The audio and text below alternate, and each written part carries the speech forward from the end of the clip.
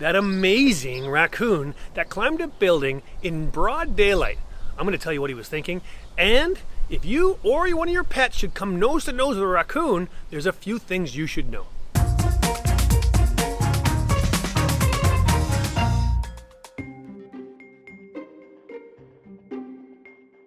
I'm Dave Salmoni for Animal Planet, and these are your Animal Bites. A raccoon climbs a building. Sure, you've seen it and heard about it. It was covered by every news agency. A raccoon was on a scaffolding when all the workers showed up early in the morning. That raccoon got nervous, and what you might not know about a raccoon is when they get nervous, they climb up. Now, this raccoon had nowhere to climb but the building, so it jumps on. If a raccoon sees a predator, they climb up, and their defense is they'll go to some of the smallest branches in the top of the tree and they hang on tight, and they hope that that predator, who would be bigger than them, would be too heavy for those branches. And a raccoon has fingers just like ours, little pads, little claws. They're very light, so even a little bit to grab onto is plenty for a raccoon. So you and I might have been nervous watching this, but the raccoon felt pretty safe. Now this guy, he was smart. He waited out the day. We all watched.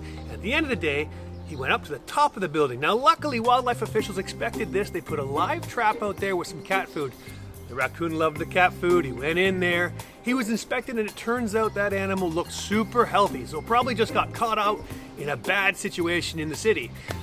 Being that it was healthy and really a good candidate for a release, it was driven out to a wild area where a raccoon could be perfectly healthy and released. Happy ending. Hopefully that raccoon has got a great life now in the wild somewhere and never has to climb a building again.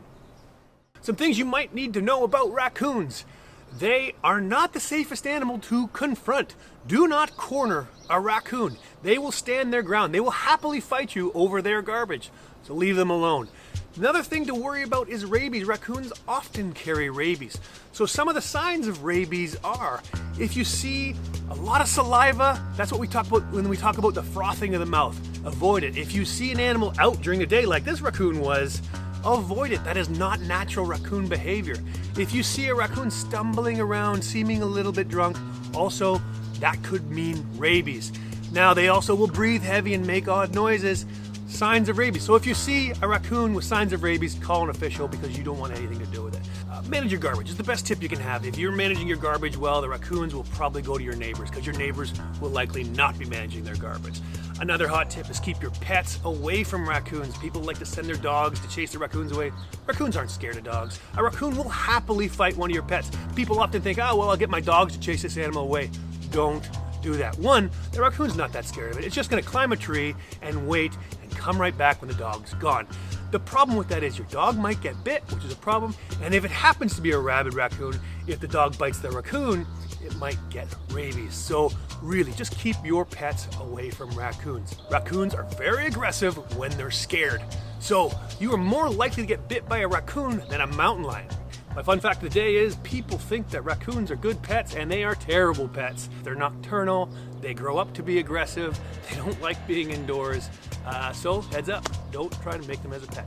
But generally speaking, they're cute animals. If you see them, enjoy. They're kind of fun. Thanks for watching. See you soon.